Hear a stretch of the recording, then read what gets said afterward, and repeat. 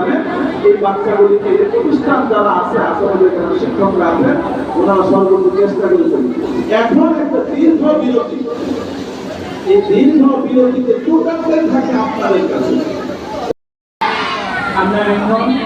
আমাদের গণভবনের প্রশাসন মনোযোগ সহকারে, এরপরে হচ্ছে আমাদের খেলার পুরস্কার দেওয়া হবে, এরপরে হচ্ছে সিটি পুরস্কার দেওয়া হবে, এরপরে আপনাদের জন্য ইস্কাটাতে নিয়ে ইনশাআল্লাহ